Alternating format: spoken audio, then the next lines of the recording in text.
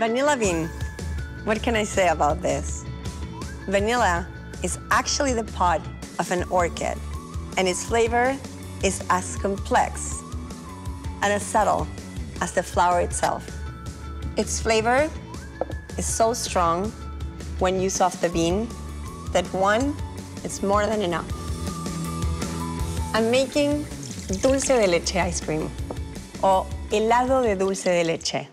To make this ice cream, I need eggs. I'm using just the yolks. The whites will harden the mix so much that the ice cream will not get the texture that I want. My milk is starting to simmer away. A little sugar, not much.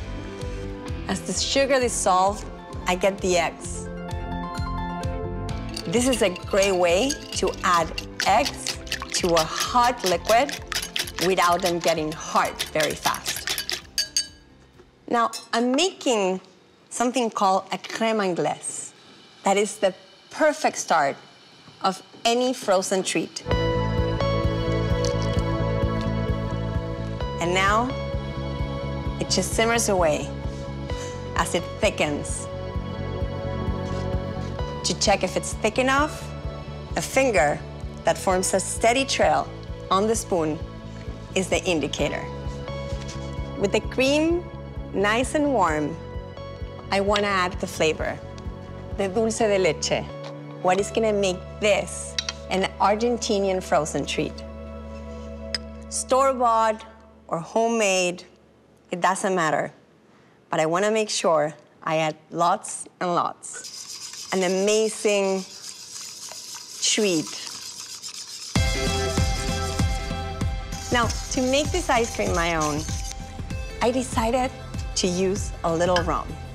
And it's gonna give me a little tool for the ice cream not to completely freeze. I'm making sure I strain this mix very well. This way, the ice cream is gonna be much more creamier. I have it now on an ice bath. This way, it will cool down much faster. Here is where the real magic happens.